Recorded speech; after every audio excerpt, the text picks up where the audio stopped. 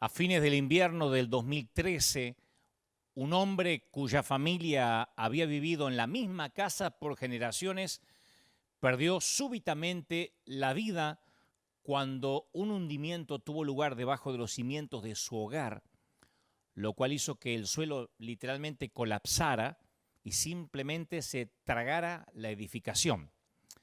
Los expertos explican que en algunas partes de Florida la piedra caliza que se halla debajo de la superficie de la tierra está siendo disuelta lentamente por el agua de lluvia ácida.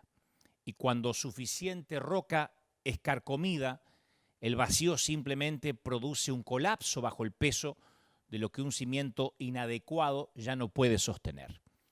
Y la prensa tituló la noticia como la maldición de la casa sobre arena o la maldición de Sandhouse.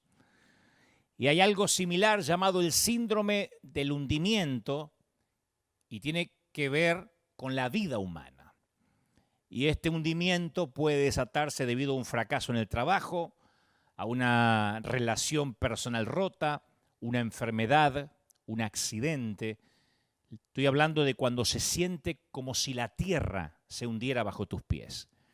Y el mismo Jesús, en una de sus historias más famosas, habló acerca del oficio de la construcción y del hundimiento. Bueno, esto de la construcción era un negocio con el que Jesús estaba muy relacionado, porque lo había heredado de su padrastro, que era un contratista independiente. Estoy hablando de José, ¿no? Entonces, en la historia, Jesús involucra a dos hombres que fabrican casas, pero uno las fabrica sobre la arena y el otro las fabrica sobre la roca. Y hay algo universal acerca de esta historia que hace que resalte en varias formas.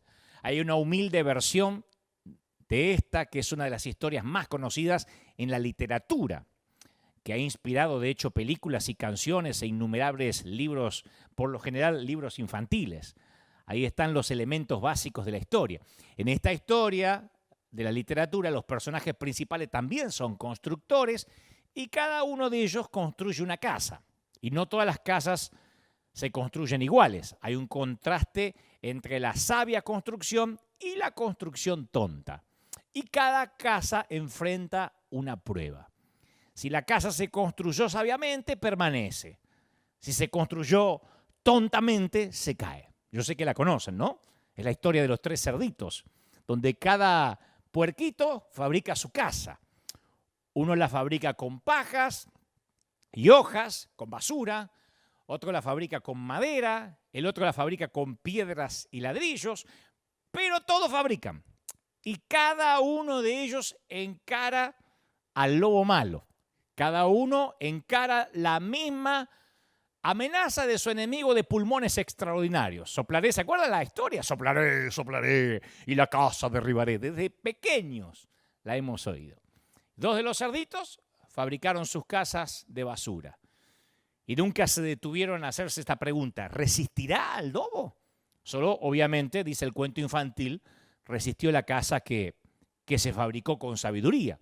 Y esta es una de esas parábolas del Señor en las cuales Jesús realmente cuenta dos historias paralelas, la de un hombre sabio y la de un tonto. Otro ejemplo de dos historias sería, por ejemplo, acerca del padre que les pidió a sus dos hijos que trabajaran en el campo, o la historia de las 5 vírgenes sabias y las 5 tontas, insensatas.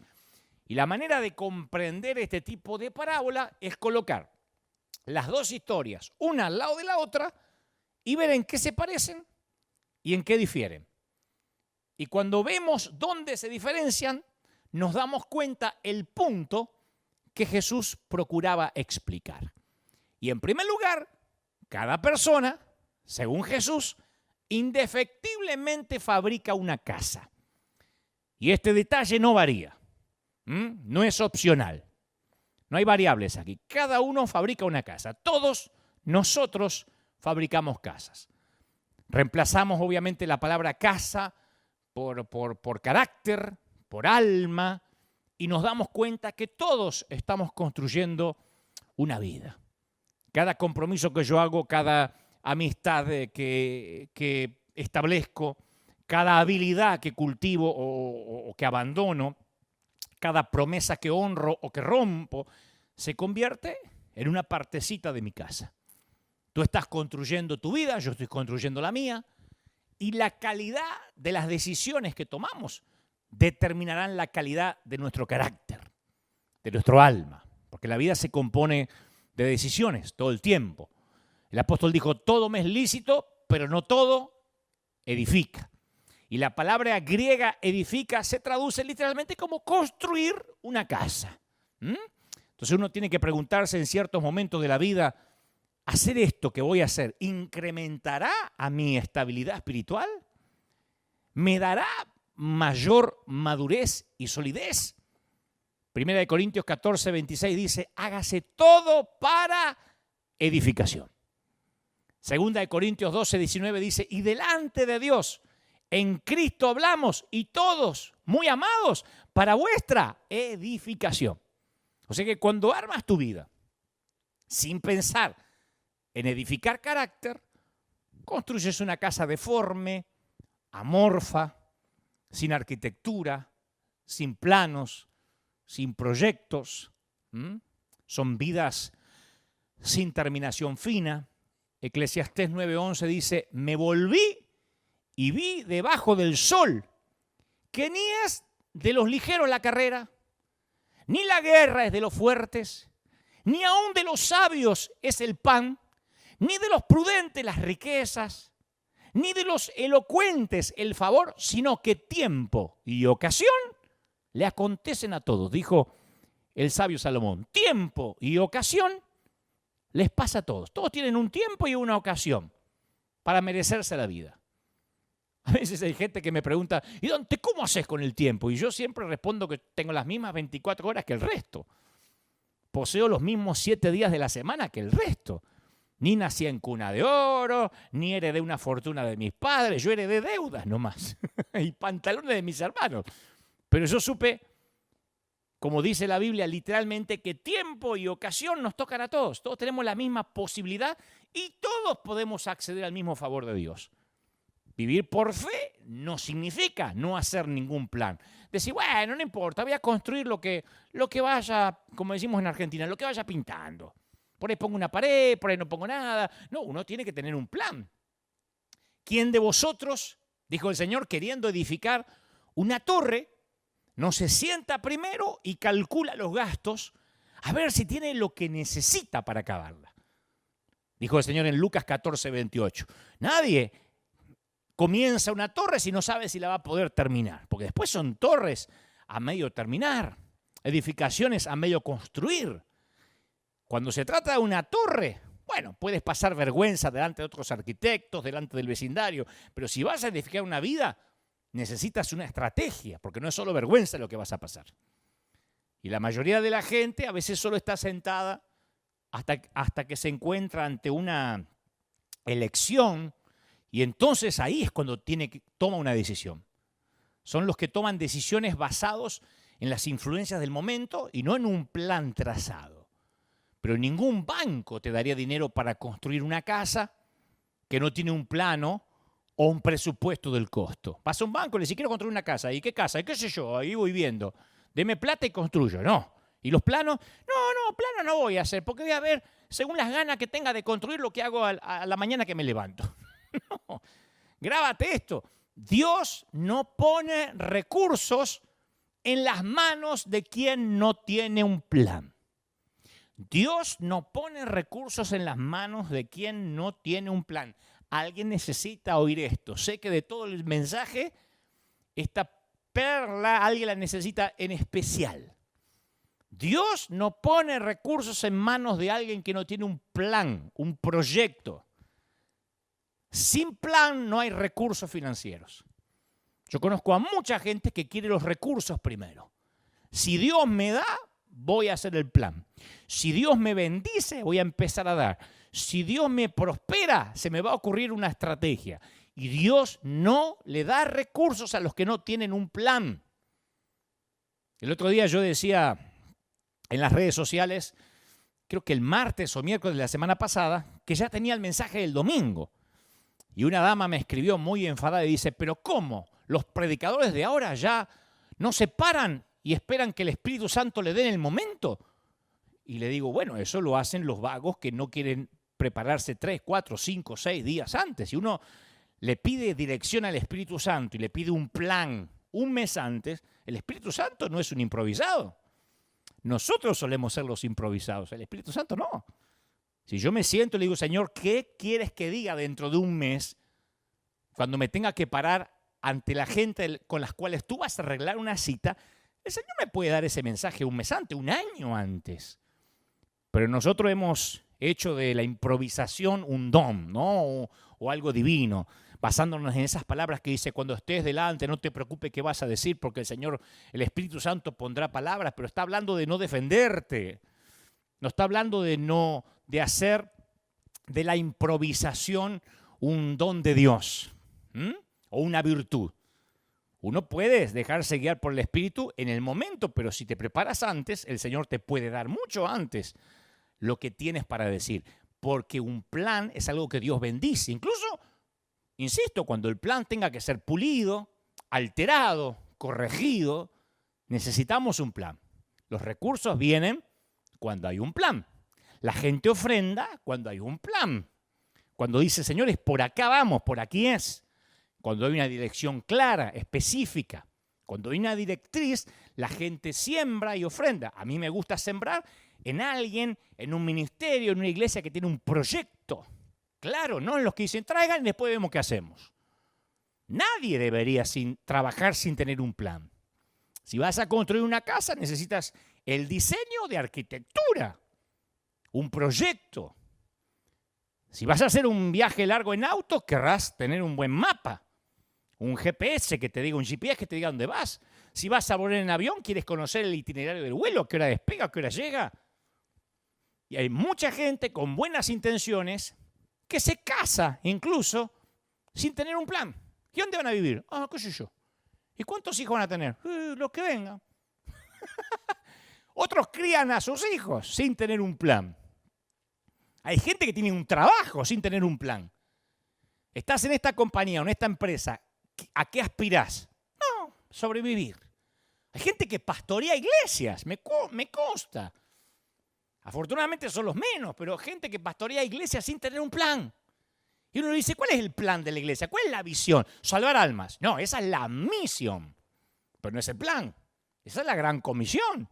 Pero ¿cuál es el plan que sostiene? El plan que hace que la gente se eyecte de sus asientos. Algunos se levantan con el objetivo en mente que pase el día y se arrastran 5 días de la semana esperando el sábado y el domingo. Entonces ya desde el lunes están esperando otra semana más. Si sobrevivir es todo lo que esperas, eso vas a conseguir toda tu vida.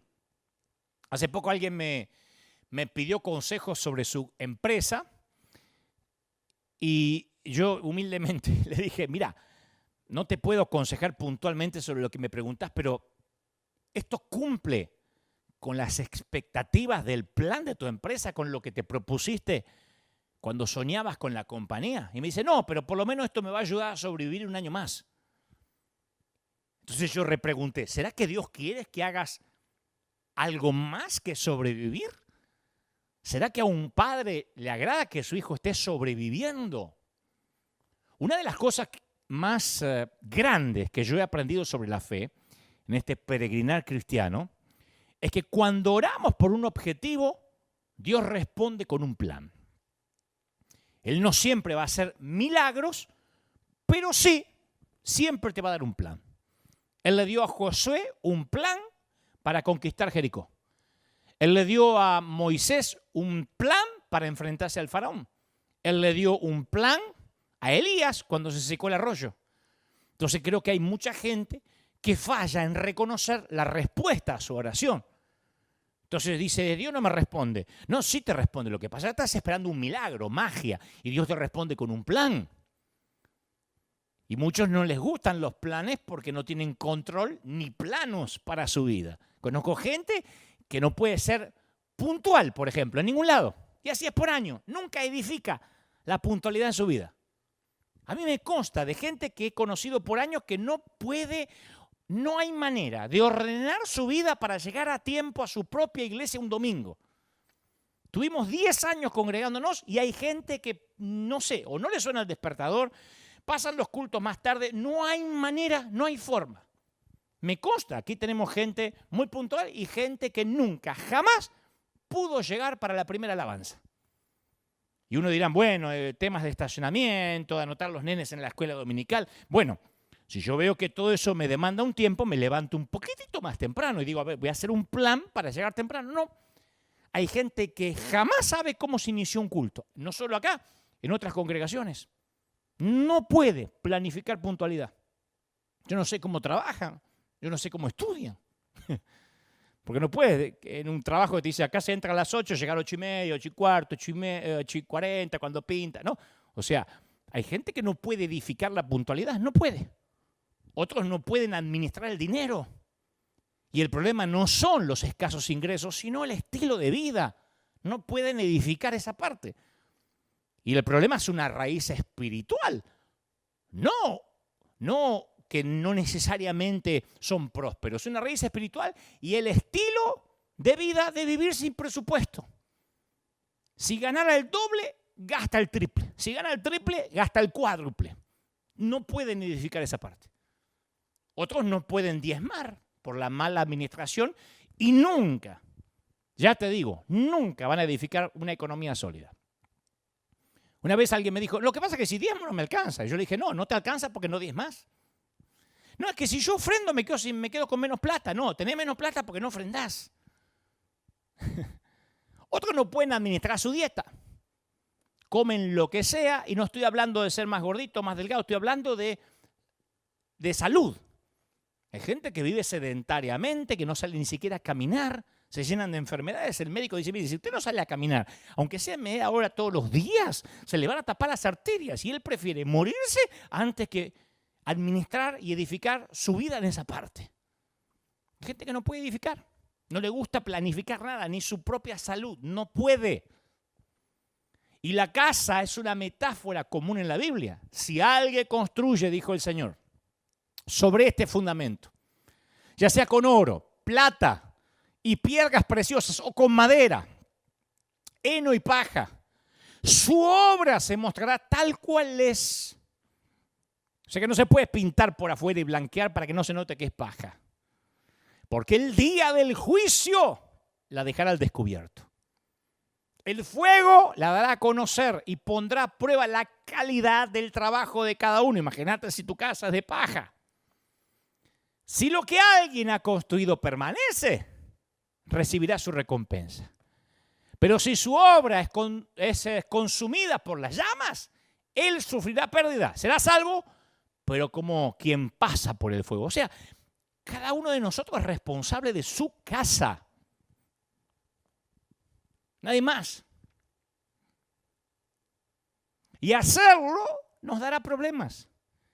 Y a veces procuramos encontrar a alguien más que se haga responsable de nuestra casa, ¿no? De nuestra vida, de nuestro alma, de nuestro carácter. Mucha gente se niega a tomar decisiones profundas porque quieren evitar la responsabilidad y la ansiedad que inevitablemente acompaña a la libertad humana. Vemos esto en su forma más extrema en nuestras propias congregaciones. Esto es autocrítica. Yo no estoy hablando de las demás congregaciones, estoy hablando de esta. Que uno a veces se siente en la tentación de acceder a que la gente quiere, cierta gente que les maneja en la vida. Yo conozco congregaciones, me congregué en algunas autoritarias, que florecen, se llenan, porque hay un montón de gente que les gusta tener a alguien que les alivie la presión de tener que tomar decisiones. Les gusta. Llegar a la iglesia y que el pastor le diga, pero usted haga tal cosa y haga tal otra y vístase así y cámbiese esto, no se tiña y sáquese la cosa. Hay gente que le encanta.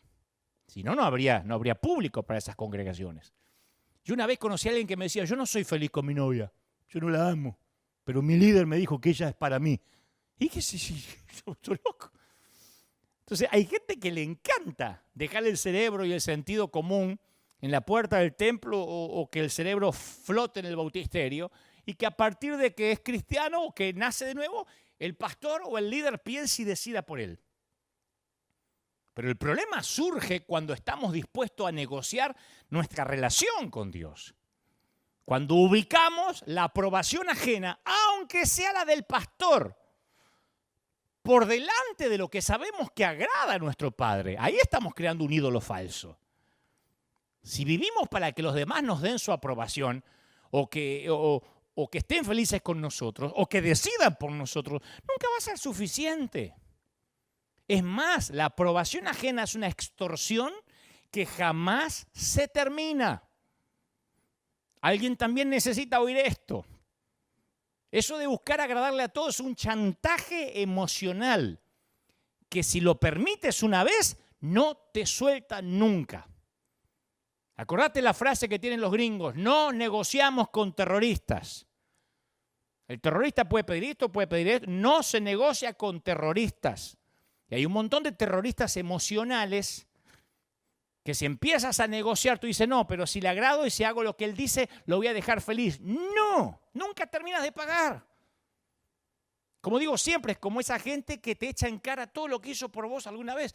¿Cuánta honra y agradecimiento va a ser suficiente para saldar la deuda? Una vez que si alguien está comprando una casa, una vez que pagaste tu casa, ¿a quién se le ocurre llamar al banco y decirle, mire, yo sé que ya terminamos de pagar la casa, pero yo siento de seguir mandando mi cuota mensual, así conservamos el vínculo? ¿Quién lo hace? Si la gente sabe que harás lo que sea para apaciguarlos, si la gente sabe que haces lo que sea para hacerlos felices, o lo que es peor, para evitar el conflicto. Viste que hay gente que dice, no, es que yo no quiero problemas. Se sienten pacificadores. No son pacificadores, son pusilánimes. Porque ignorar el problema no es ser un pacificador. Y la gente lo huele. Hay gente que huele eso y va a explotar esa debilidad en ti. Van a saber que esa es tu debilidad, que siempre tratas de agradar a todo el mundo. Y para poder salir de esta peligrosa enfermedad, tenemos que entender que complacer a los demás es un problema más espiritual que relacional. Es un problema espiritual. Y aunque la mayoría de las personas aceptan esta necesidad de complacer como parte normal de la vida, tenemos que entender que se trata de una forma de idolatría. Tenemos que ser auténticos al punto que no nos importe qué piense la gente sobre quiénes somos, cómo vivimos.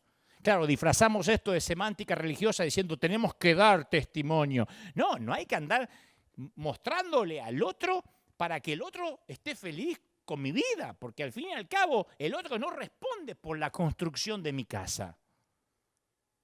Es sencillo.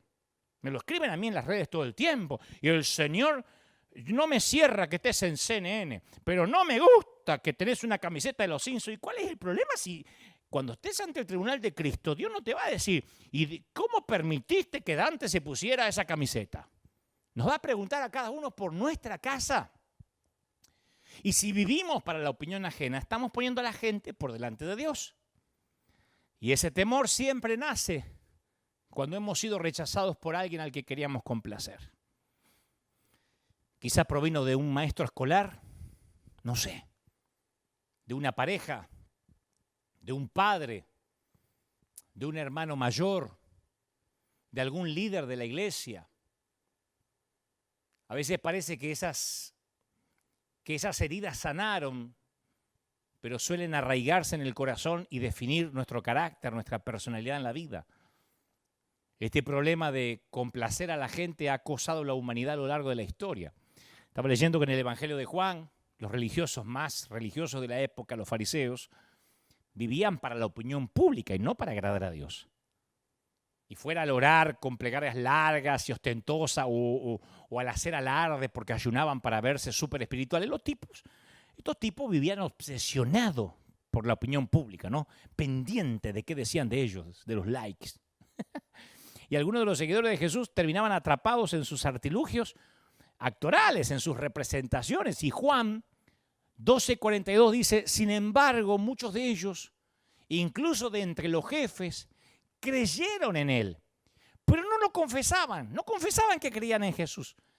porque temían que los fariseos los expulsaran de la sinagoga. Puedo decir, ¿quién puede preferir honores de los hombres más que los honores de parte de Dios? Y la gente que prefiere más agradar al hombre que a Dios.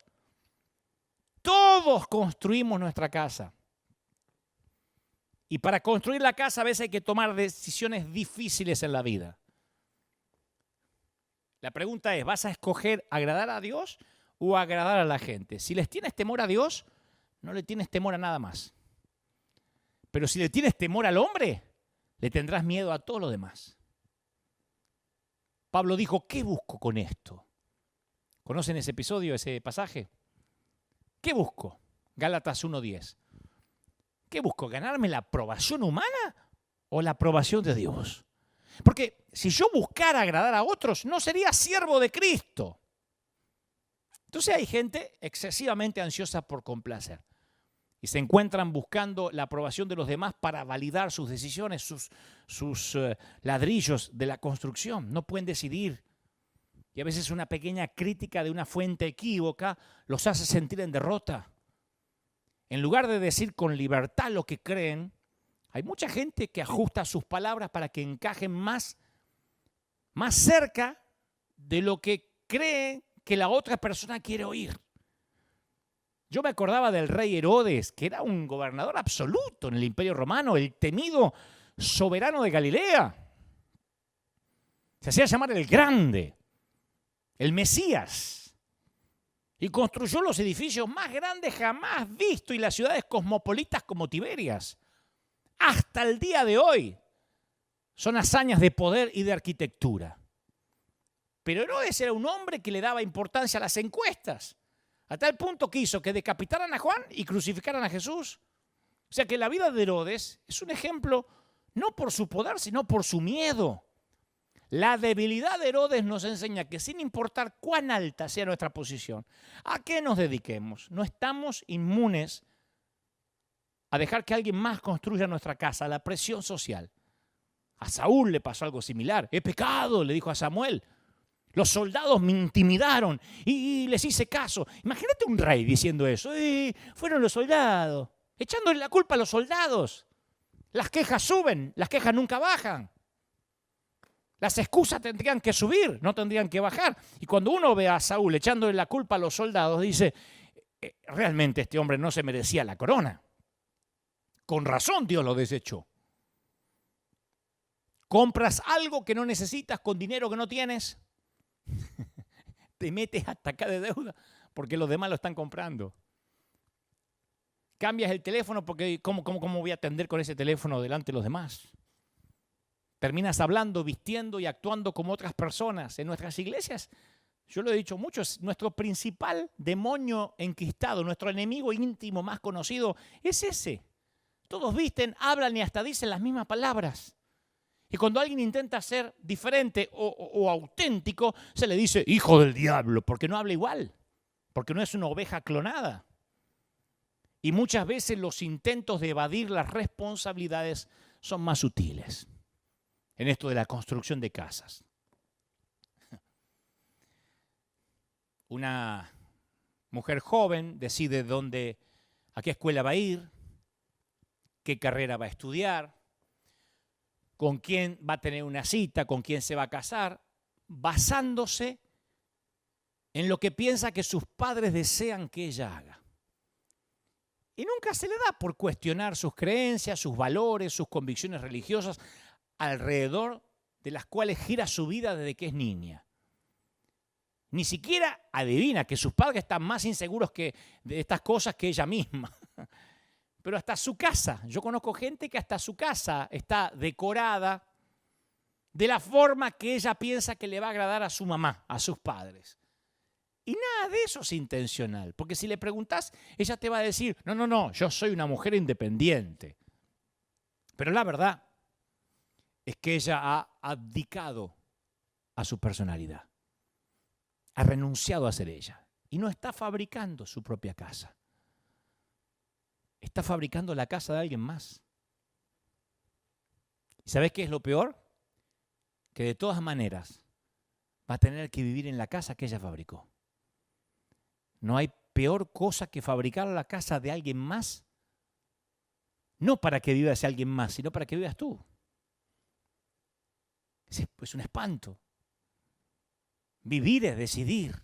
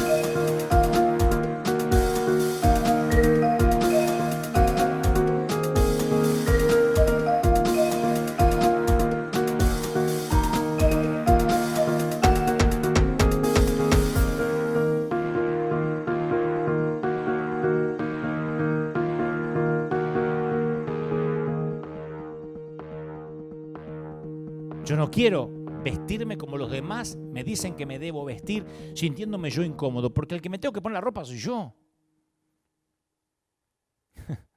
Es mediante la toma de decisiones resueltas y sucesivas que el hombre traza su vida. Algunas personas tienen tanto miedo de desencantarse con una decisión que evitan tomar ninguna decisión. Toman la decisión de sus padres, o la decisión del cónyuge, o la decisión del pastor. Pero esa va a ser la casa en la que vivirás. O tal vez temas tener desengaños y entonces tienes la tendencia de dejar las cosas para más tarde. Qué lindo el mensaje del hilo rojo el otro día. Un día de esto lo pongo por obra. Entonces, ¿sabes en qué casa vas a vivir? En esa, la casa de la procrastinación. La casa del mañana lo haré. La casa del lunes empiezo la dieta. La casa del martes salgo a caminar. La casa del viernes empiezo a orar. La cosa es que todos somos constructores de casas. No hay alternativa, señores. Estamos construyendo nuestras vidas. Eso es número uno. Cada cerdito edifica una casa. Pero hay otro asunto. El Señor dijo que cada casa encara una tormenta. El lobo viene a la puerta de cada puerquito. De hecho, Jesús es muy explícito acerca de esta parte de la historia. Su descripción de las tormentas que pasaron los dos hombres, los dos constructores, es idéntica, palabra por palabra. Dice, cayeron lluvias para los dos, crecieron los ríos, soplaron los vientos y azotaron aquella casa. A ambas casas, los mismos vientos, la misma lluvia, todo. Jesús quiere dejar algo en claro, que esta no es una historia de cómo evitar la tormenta. Y escucha esto que quizás sea el secreto más guardado del Evangelio. No puedes fabricar una casa donde no haya tormentas. El Señor dijo que será imposible evadirlas. Claro, preferiríamos el cuento de dos climas, de dos lugares, ¿no? Con diferentes climas. Algo así como, y la casa de New Jersey estaba enterrada en la nieve, inundada de agua, destruida por un tornado, encima con la suegra adentro. Pero la casa de California se añejaba en la playa y el sol con pajaritos. Nos gustaría encontrar un vecindario en que los lobos nunca toquen a la puerta. Pero recuerda, Dios no nos envía tormentas para matarnos, sino para hacernos fuertes. Como dije una vez, es la diferencia entre experimentar la hoja de un cuchillo en un ataque y la hoja de un bisturí en una sala de operaciones. Lo diferente en la intención, uno te está asaltando y el otro te está curando. Lo diferente en la intención no anula las similitudes del dolor. Ambos duelen, pero cambia la dirección de tu enfoque. Esta diferencia de intención se refleja en la forma en que percibimos nuestra tormenta. O sea, que podemos reconocer que las semillas están siendo enterradas para echar raíces y producir fruto. O podemos asumir que nos están enterrando vivos, asfixiados por los problemas. Alguna vez yo dije en el mensaje que se llama Podados que ser plantado y enterrado pueden parecer similar, pero la intención produce resultados diferentes, ¿o no? Bueno, las tormentas es igual. Esos eventos que Él nos permite soportar nunca pretenden ser un castigo. La tormenta, como la poda, no son un castigo. Grábatelo. Ni la pandemia es un castigo. Antes de la cosecha llega la lluvia tardía, la tormenta. Y después de la cosecha llega la poda. Se nos olvida, pero la tormenta y la poda vienen cuando hay cosecha, no cuando eres estéril o infértil. Juan 15:2 dice, Él corta de mí toda rama que no produce fruto. Las corta. Pero poda las ramas que sí dan fruto para que den más. O sea, las que no dan fruto, ¡pac!, las corta. Las que dan fruto, las poda.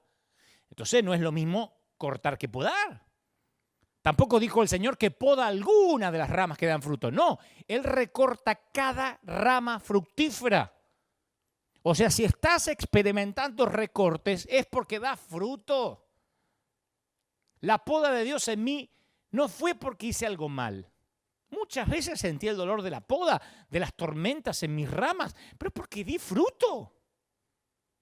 Vos podés gritar en voz alta, Señor, yo hice todo bien. ¿Por qué? Bueno, pero tu comportamiento no te hace inmune a las mismas tormentas que recibe cualquier rama productiva. El pronóstico del clima dice que vienen tormentas para tu casa. Y antes que corten la transmisión, quiero decirte que una gran paradoja del cristianismo es que confiar en Cristo nos hace inmunes o hacen que las tormentas se alejen, ¿no? Pensar que ahora que pertenezco a Dios recibo un fast pass para las tribulaciones de la vida, hasta que te estrellas con las rocas de la realidad. Las tormentas, insisto, no son un castigo por la falta de obediencia. Porque hay gente diciendo, si yo tengo a Cristo, ¿por qué mi hijo está viviendo rebeldía? Porque tienen que venir las tormentas, porque a veces, es más, mira, a veces es el resultado de la obediencia. Tu futuro está conectado al favor de Dios. Y el favor de Dios, ¿sabes a qué está conectado? A tu obediencia. Entonces a veces Dios quiere que obedezcas cosas que no tienen sentido para vos, pero que tienen sentido para Él. Y a veces, entre las cosas que hay que obedecer, hay que meterse en una tormenta en obediencia a Dios. Vos decís, ¿y qué base bíblica hay para eso? Jesús hizo que los discípulos subieran a la barca. ¿Se acuerdan cuando dijo pasemos al otro lado y les agarró una tormenta? Jesús sabía que venía una tormenta. Y esto no era Jonás tratando de huir de Dios, ¿eh? Eran los discípulos tratando de obedecer a Jesús. ¿Sabe a quién tipifica esta gente? Los discípulos en la tormenta, los misioneros que se mudan al extranjero por un llamado divino y de pronto se les evapora el sostén económico. ¿Sabe la cantidad de misioneros que llaman a River diciendo nos soltaron la finanza a la iglesia que nos envió? Y uno empieza a pensar, tengo el llamado correcto, ¿qué hice mal? ¿Sabe cuántos misioneros ahora no tienen cómo sobrevivir, cómo subsistir, ni poner pan en la mesa a sus hijos? Los hijitos de esos misioneros creyeron en el llamado de sus papis y hoy lo tienen que comer. ¿O son los empresarios que hacen lo correcto y se dan cuenta que los competidores deshonestos ganan los mejores negocios? ¿Cuántos hay que hacen las cosas bien, pagan los impuestos como corresponde y después el sinvergüenza, el que no paga, parece que prospera, le va mejor, cambia el auto, ¿no te pasó? Están las Escrituras. Debe haber parejas que honran a Dios en su matrimonio solo para ver año tras año una cuna vacía, no pueden tener hijos. El estudiante que se prepara para reprobar el examen o pensar que porque tenemos a Cristo nos va a ir bien en todos los exámenes. Son los discípulos que navegan directo a una tempestad. ¿Quería Dios que estudiaras? ¿Quería Dios que te casaras? ¿Quería Dios que tuvieras ese negocio? ¿Querías que fueras misionero? Sí. Las tormentas también les llegan a los obedientes. No hay que tomar o dar por sentado que las tormentas necesariamente es porque me salí de la voluntad de Dios. Porque ahí estaban los discípulos obedeciendo las palabras de Jesús. Suban a la barca, muchachos. ¿Cómo? ¿Estaban fuera de la voluntad de Dios? No, obedeciendo a Jesús les agarró una tormenta. Hace unos años yo hice mi primer viaje a España. Hace muchos años, Kevin era pequeño y me dice, papi, ¿por qué allá es de día? Pues yo estaba en Skype y en casa era de noche y donde yo estaba era de día. Entonces yo les traté de explicar que Europa estaba en un hemisferio diferente y que se encontraba al otro lado de la línea de cambio de fecha, ¿no? No entendía nada porque era chiquito. Entonces dije, mira, en esencia, le resumí, aquí ya es mañana. Entonces me dice, papi, si ahí ya es mañana, ¿me podés decir lo que va a pasar mañana? Y permitime decirte que enviar mensajes del futuro causa una sensación muy poderosa, Le dije, bueno, mañana es un día maravilloso, mañana te portás a la perfección, mañana haces caso, mañana traes una buena calificación, mañana obedeces a tu madre. Lo que simulaba hacer en ese momento, Dios tiene la capacidad real de hacerlo todos los días de nuestra vida. Aquel que vive fuera de la cápsula de tiempo te dice, mañana salís de la tormenta. ¿Por qué no le creemos? Dios habla en tiempo pasado sobre las batallas que libras en el presente. Josué, te he entregado la tierra. Te he entregado los muros de Jericó. Todavía estaban afuera los tipos. Y Jesús le dice, y Dios le dice, te he entregado, le dice Jehová. Jesús habla en pasado lo que nosotros vivimos en presente. Dios me dice que te diga, te amo. Por eso le digo siempre, ay, cómo te ama el Señor. Y me dice que te diga, ya pasaste la tormenta, ya terminó la pandemia para ti. Terminó la cuarentena. Voy a decir, pero ¿cómo? Es que Dios habla en tiempo pasado lo que nosotros todavía vivimos como presente. Yo creo que puedo decir con certeza que no creo que tengas escasez de tormenta en tu vida. Siempre estamos en uno de los tres lugares. O nos dirigimos a una tormenta, o estamos en una, o estamos saliendo de una. Por eso es determinante tener un plano, un plan. Porque Jesús le dijo a los discípulos, crucemos al otro lado del lago. Si Jesús menciona un destino, es porque vas a llegar, que vas a llegar al otro lado, ya lo dijo. Pero ¿podría haber una tormenta? Sí. ¿Va a ser un viaje cómodo? No sé. O sea, los discípulos se pueden preocupar si se van a marear, si van a vomitar, pero no tienen que preocuparse si se van a hundir, porque Jesús le dijo a dónde iban. Y desde nuestro punto de vista, los días por delante son inciertos, no sabemos su contenido, no sabemos cuántos días serán, sin embargo, conocemos nuestro destino. Se nos ha dicho que Jesús se fue a preparar lugar para nosotros, Juan 14. O sea que Dios ya nos aseguró un desembarque seguro. Vamos a llegar al otro lado, para empezar. Y vos decís, sí, pero eso no me alienta mucho porque es más allá del sol. Bueno, vengamos a este lado del sol. Amados hermanos, escribe Santiago, cuando tengan que enfrentar cualquier tipo de problema, considérenlo como un tiempo para alegrarse mucho. Y observa que no dice, sí, vienen problemas, sino cuando vengan los problemas. La Biblia nunca prometió cielos despejados, aunque algunos tengan problemas para comprender esa idea, las tormentas te van a encontrar. O sea, que podés decidir si la lluvia va a llegar. Perdón, no podés decidir si la lluvia va a llegar. Solo podés decidir si llevas o no llevas paraguas. Ojalá pudiéramos decidir si la lluvia va a llegar o no. No. Lo único que puede decidir es, ¿me voy a mojar o no me voy a mojar? El hecho más indiscutible de tu vida es que Dios está y estará contigo. Te ama el Señor, príncipe, te ama, princesa. El único seguro contra tormenta es edificar sobre Él. Es el único fundamento en existencia, en stock, a prueba de tormenta. Que rujan los océanos, dice el Salmo 46. Que hagan espuma. Que tiemblen las montañas mientras se suben las aguas. Yo confiaré en mi Dios. Además te cuento otro secreto. Cada tormenta te quita algo que no necesitas. Como un tornado, ¿viste? Que se lleva de tu patio lo que estorba. ¿Viste cuando viene un tornado y se lleva esa sombrilla vieja que no te animabas a tirar y se llevan esas sillas que daban pena mirarlas? Bueno, el Señor te quitará lo que te pesaría durante la siguiente etapa de tu viaje en la próxima temporada. Alguien necesita también oír esto. El Señor te está ayudando a que solo lleves lo que necesitas a la temporada que Él quiere que vayas. Él sabe que aún la bendición, escucha, no solo las cosas malas, la bendición de la temporada pasada, la cosecha de la temporada pasada, se puede convertir en una trampa y un cementerio para tu futuro, para la nueva cosecha. Y en este juego entran todo tipo de variables. Las cosas que Dios te quitará dependerán mucho del lugar de donde vengas y hacia donde Él te quiera llevar. Hay lugares donde hay que ir liviano, hay que viajar liviano y solo Él conoce eso. Son demasiadas maletas. ¿Para qué llevas todas esas maletas? No, Señor, es que esto lo agarré de la temporada pasada, esto de mi cosecha anterior. Deja todo. ¿A dónde vas?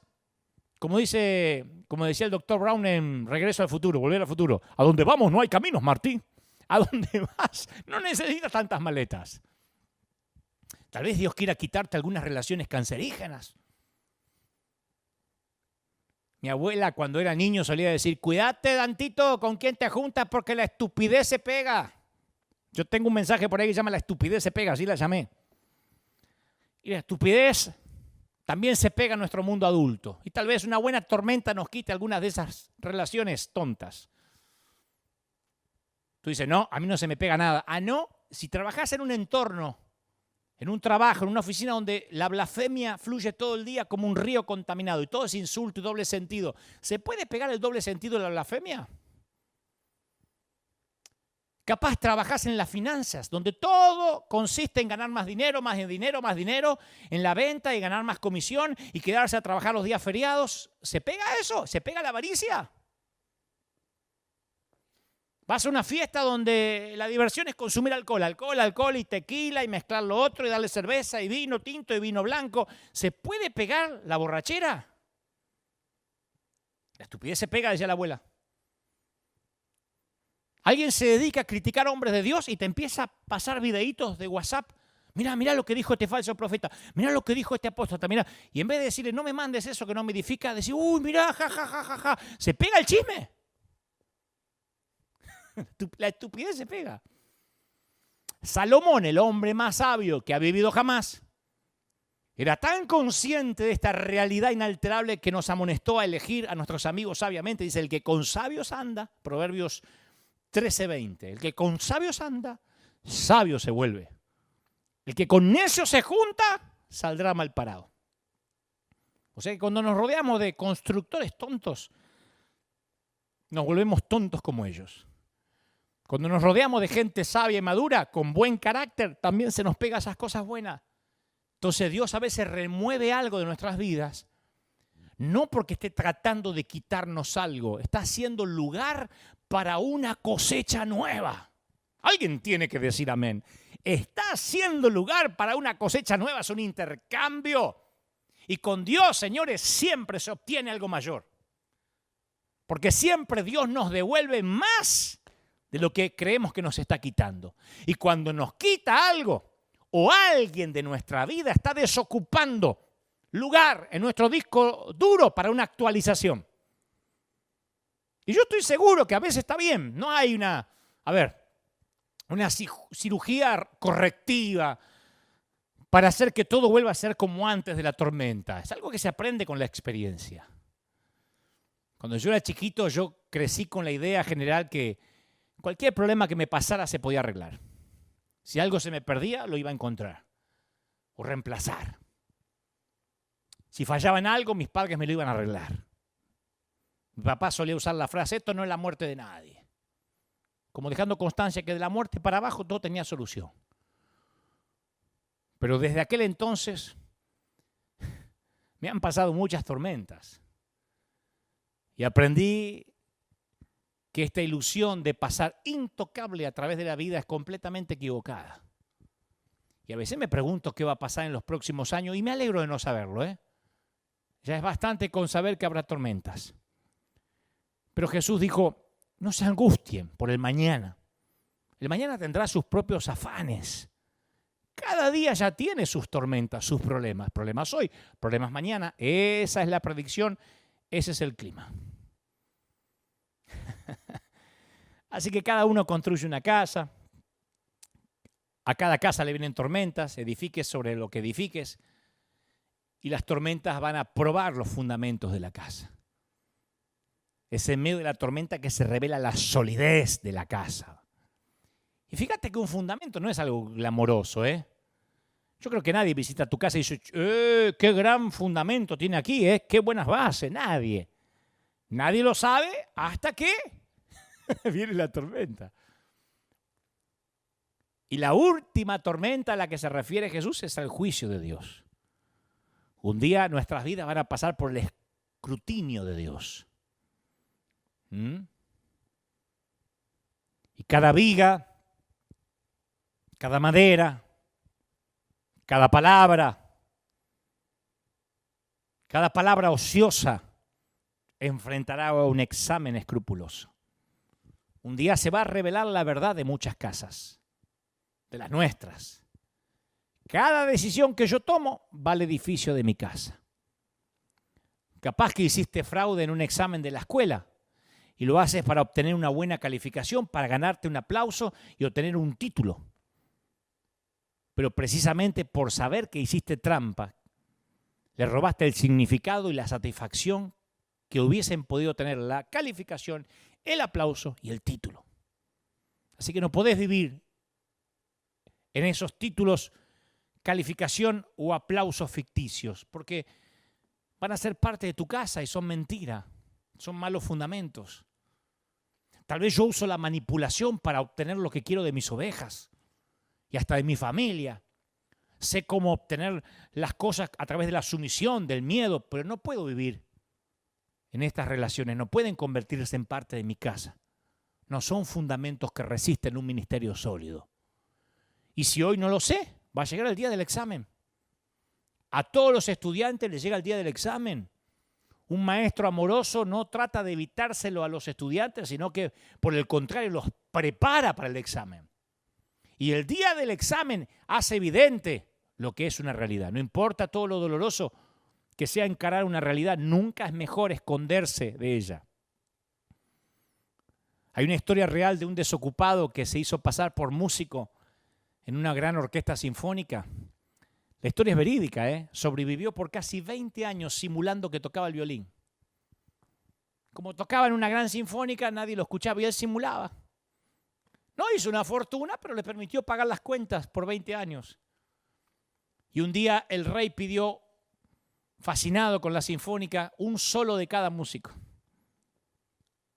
Y cuando le tocó su turno fingió estar enfermo, pospuso la cita, pero solo ganó un par de semanas. Y ante la vergüenza que debía atravesar, se quitó la vida. De allí que se acuñó la frase, tienes que enfrentar la música. Tienes que saber de qué está hecho el fondo de tu casa, el fundamento. Una vez una dama me dijo, tengo unos problemas terribles, y yo quise alentarla, pero no lograba. No lograba ni siquiera levantarle un poquito el ánimo. Entonces me decía, no, es que no me entendés, Dante, yo toqué fondo.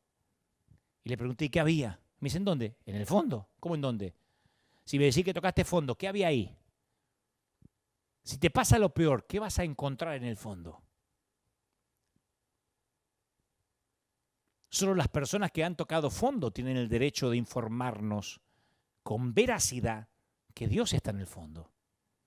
Que Dios, su voz está ahí. En el fondo del más profundo y tenebroso del, ¿y si me pasa lo peor? Ahí se encuentra un Dios fiel. El hecho de edificar tu vida sobre esta roca no te hace inmune a las tempestades, a la muerte, a los despidos, al rompimiento de las relaciones, ni a la gripe, ni al COVID. Tampoco hace que tu corazón se vuelva a prueba de sufrimiento, no sienta la punzada de una pérdida, de una vergüenza, de un fracaso, de un rechazo. Pero en el fondo hay roca sólida. Si edificaste tu vida sobre Cristo, puedes tocar fondo y aunque pierdas el aliento, sigues respirando. Y esto no es un sermón de escritorio. Yo estuve ahí.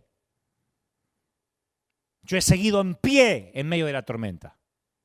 Que me lo he ganado. Quizás hayas perdido a tu bebé, pasado por un divorcio, o hayas terminado dándote por vencido en una lucha contra las deudas. Pero en el momento más tenebroso, más atroz, Dios te dio la fe para seguir adelante. ¿O no? ¿Me estás escuchando ahora y viendo? Y cuando nadaste hacia la superficie, desde el fondo, saliste a flote con un nuevo don. Viste a Dios en el fondo y eso te hace indestructible. Eso sí te hace indestructible. Eso te quita el dolor más agudo que el diablo te haya causado. Yo llegué al fondo y ¿sabes quién estaba? El Señor. En el fondo, señores, está la fidelidad de Dios. O hay arena o hay piedra. En el fondo hay roca. En esta pandemia se vio lo que había en el fondo de cada cristiano en el mundo, en los 5 continentes. Ahí se vio cuál era el fundamento. Si te quitan el congregarte por 7 meses y por eso te enfrías y haces cualquier cosa con tu vida, es porque nunca, jamás hubo roca. Era arena. No me importa un cuerno que te congregabas 7 días a la semana, que tenías célula, que tocabas la música, que te ponías el uniforme, que servía y que repetías la palabra del apóstol. Si cuando vino la tormenta se te derrumbó la casa, no había roca. En el fondo no estaba Cristo. ¿Cuál es el fundamento? Esto nos lleva otra vez a la historia de Jesús. Todos fabrican una casa. Tanto el hombre sabio como el tonto, cada cerdito, cada puerquito. Y todos se encaran la tormenta, el lobo toca todas las puertas. La pregunta es sobre qué vas a fabricar tu vida. ¿Piedras o arena? ¿Con qué materiales? ¿Ladrillos o paja? ¿Cuál va a ser el fundamento? ¿Dónde estás colocando tu confianza? Estoy harto de que el pastor fulano falló, el menganito cayó en pecado. ¿Viste que aquel apóstol se divorció? Y mi casa no estaba edificada sobre el apóstol. No dice la Biblia que no podemos confiar en el hombre, que todos somos fallados, rotos, que todos somos falibles. Jesús dijo que construir una casa sobre la arena traerá maldición. La maldición de Sandhouse puede alcanzarte, aunque algunos dicen, ay, esa palabra no me gusta. La maldición de Sandhouse, de la casa sobre la arena, te puede alcanzar. Y eso es peor que una serie de Netflix. Porque la serie de Netflix termina. La maldición de edificar sobre la arena no termina nunca. Te alcanza hasta tus hijos y tus nietos. El hombre que construyó sobre la arena aseguró su propia maldición. La pregunta obvia es, ¿cómo se metió en ese lío? Nota acá de que de acuerdo a Jesús, él no tuvo la intención de hacer algo malévolo. Jesús no lo llama inicuo. ¿Sabes cuál es el adjetivo que Jesús escogió? Pero con precisión de un cirujano, para el que edificó sobre la arena, tonto. En la mayoría de las traducciones, tonto, simple. No le llega agua al tanque, no le sube el arroz. ¿Viste cuando los nenes hacen algo tonto? Que sus padres, en una búsqueda fútil, por encontrar significado y raciocinio, le dice, siempre hacemos la misma pregunta, 2 palabras, 6 letras. ¿Por qué? ¿Pero qué tenés en la cabeza? ¿Por qué? ¿Cómo que pintaste la pared con una tinta permanente? ¿Por qué colocaste la bicicleta estratégicamente detrás del auto para que la chocara y la pasara por arriba? ¿Por qué? ¿Nunca te pasó? ¿Por qué hiciste un concurso para ver quién podía meter el lápiz más largo en la nariz de tu hermano? ¿Y cuál es la forma en que responden los niños? 3 palabras, no lo sé. Parece que esa pregunta fuera parte del último curso de entrenamiento que le dan en la placenta a los nenes antes de nacer. Bebé, te van a preguntar muchas veces por qué, ¿eh? Quédate con la respuesta estándar. No sé, como los políticos. Sin comentarios. Y más vale que no sabe. Si los nenes estuvieran operando sobre la base de la razón y la lógica, no lo habrían hecho. Entonces los nenes dicen, no lo sé. ¿Qué sé yo? En ese momento me pareció una buena idea. Si le fuéramos a preguntar al hombre en la historia de Jesús, diría, hombre tonto, ¿por qué fabricaste sobre la arena? ¿Qué crees que te va a decir? No lo sé. Me pareció una buena idea.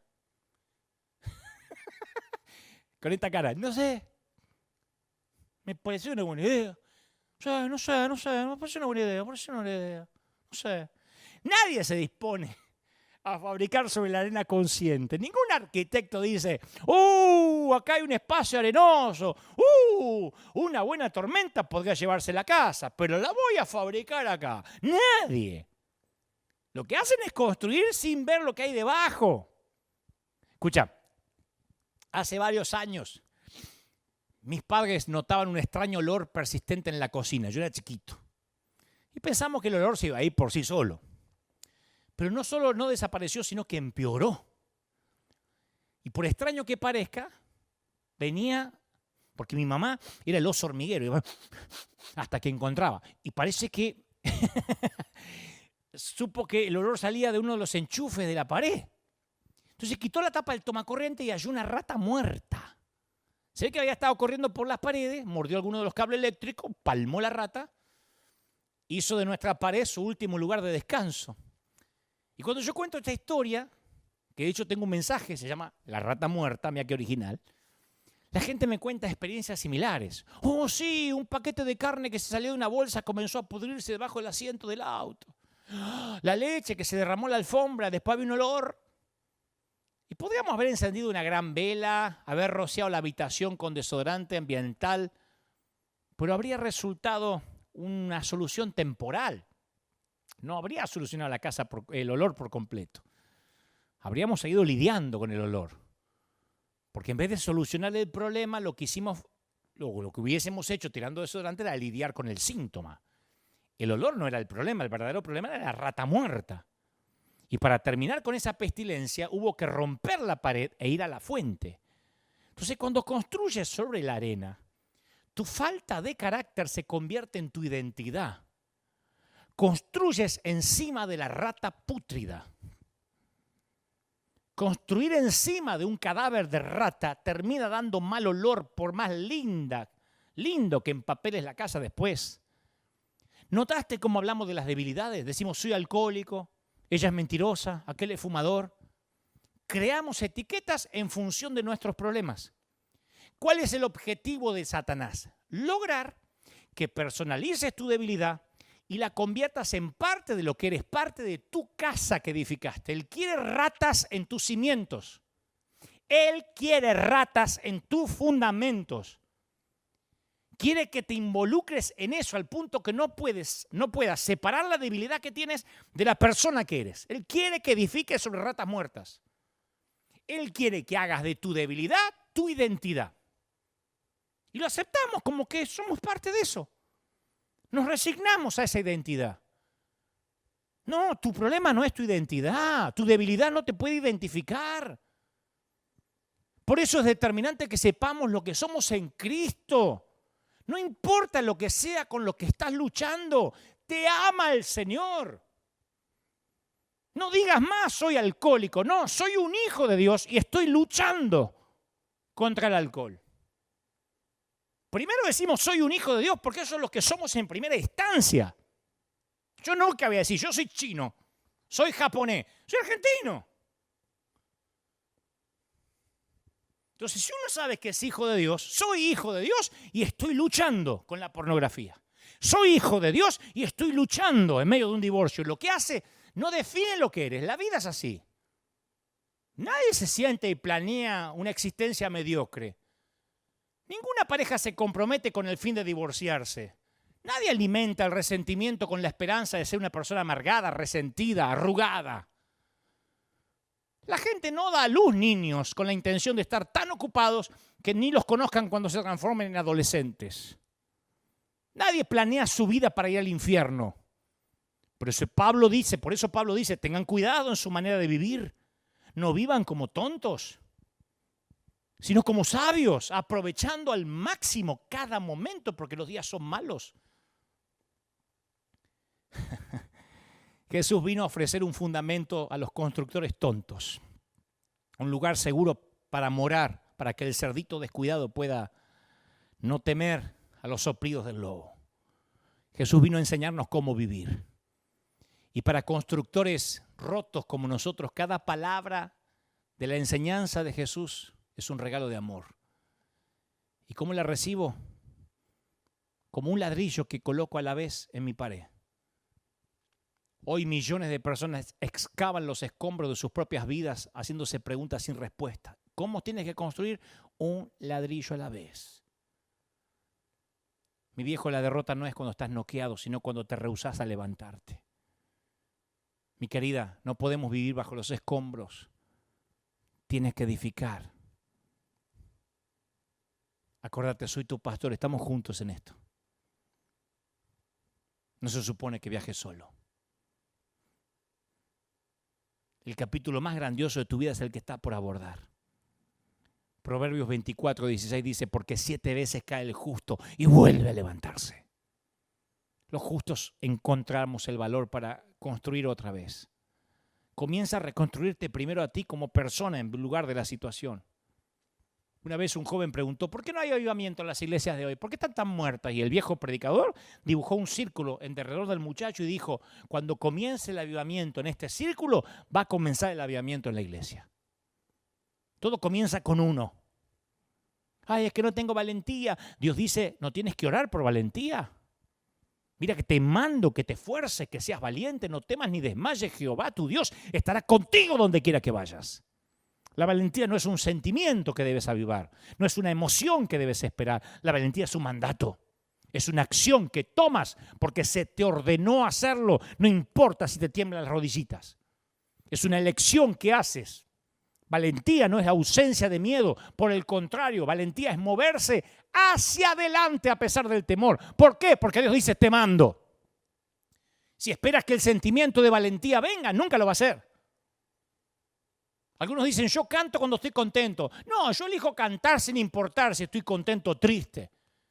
Porque Él me manda a ser fuerte y valiente sin importar las tormentas. Un ladrillo a la vez. Un ladrillo. Veo que alguien me hirió y voy a hablar con él. Preferiría chismosear, chismorrear de él. Preferiría hablar mal y despellejarlo como buitre, pero no. Voy y hablo con él y arreglo. No es una gran casa, pero es un ladrillito más de mi carácter. Y después experimento el gozo que restauré una relación. Doy dinero que preferiría guardar por si pasa algo. No es una gran casa, pero es otro de mis ladrillitos. Como un golpe pequeño del cincel de un escultor en mi casa. Y me voy quitando esa filosofía latina. ¿Y yo qué gano con esto? Me voy quitando el yo que gano con esto y le voy dando forma a un corazón más afín a Jesús. Prefiero, tras el púlpito, contar una historia simple, verdadera, presentarme como antihéroe antes que hacerme el Superman. Y experimento la alegría de ser auténtico y pongo otro ladrillito. No soy el gran predicador, no es la gran casa, pero es un ladrillito más. Estoy fabricando mi casa con la sabiduría de un ladrillo a la vez sobre la roca, claro. Voy a terminar contándote la última historia de otra casa maldecida. Es una de las casas más extrañas en los Estados Unidos. Se la conoce como Winchester House. La casa de Winchester. Está en el área de la bahía. Y la construyó la señora Winchester. La riqueza de su esposo provino del rifle que se asocia con su nombre. Y la señora Winchester perdió a su esposo y a su único hijo, y debido al dolor, quién sabe qué, a la culpa, se obsesionó con el ocultismo. Y la mujer emprendió un proyecto de construcción basándose, al parecer, en una creencia que decía que mientras que ella edificaba, su casa nunca iba a morir.